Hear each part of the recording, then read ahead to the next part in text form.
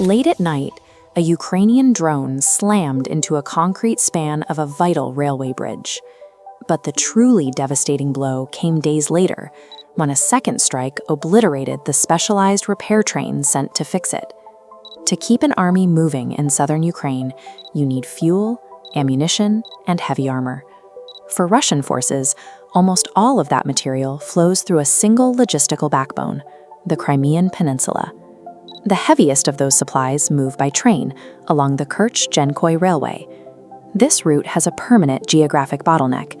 It must cross the North Crimean Canal, a Soviet-era waterway that acts as a massive dry trench across the landscape.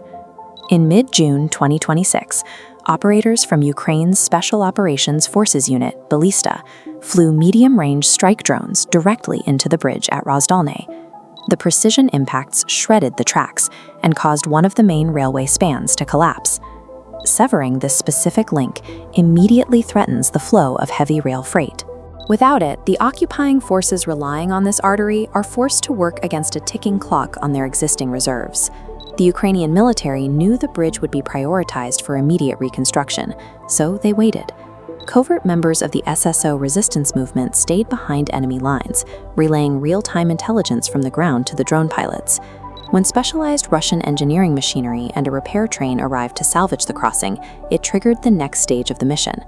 On the night of June 23rd, the Middle Strike drone units launched a second wave. They targeted the repair machinery itself, destroying the specialized equipment along with the remaining pillars of the compromised structure. With the crossing gone, trains arriving from Russia are restricted to eastern junctions like Vladislaivka. Military freight across the peninsula has effectively stalled, as the rail network can no longer reach the northern front. Concrete is easier to replace than expertise.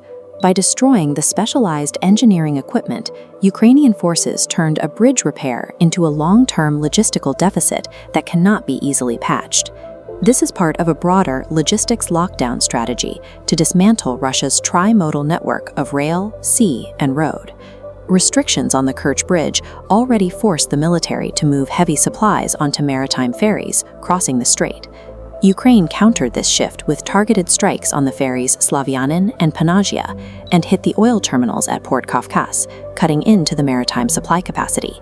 With rail and sea routes under pressure, Russian logistics are forced onto the overland land bridge, highly vulnerable highways like the M14. Ukrainian drone operators are now hunting unprotected truck convoys on these exposed routes. Moving supplies by truck is slower and less efficient, creating massive bottlenecks that are easy to track from the air. By dismantling all three logistical modes, you strip a mechanized army's mobility. It leaves a heavily fortified force operating in a state of constant supply friction, where every delivery is a high-risk operation. The strain on these supply lines is now filtering into the daily management of the peninsula, forcing occupation authorities into emergency measures to prioritize the military over the civilian population. Extreme fuel rationing has been implemented. Sales to civilians have been halted in many areas, with remaining stocks reserved strictly for military, security forces, and emergency vehicles. At the same time, targeted strikes on thermal power plants and substations have triggered rolling blackouts, adding an immense administrative burden to an already stressed logistical rear. The ultimate goal, articulated by Ukrainian leadership, is to transform the peninsula into a natural cauldron, a geographic trap for the occupying force. Measured closing tone. This calculated strangulation neutralizes Crimea's value as a military hub. When you sever the rails, the sea lanes, and the roads, you stop a fortress from being a base and start turning it into an island.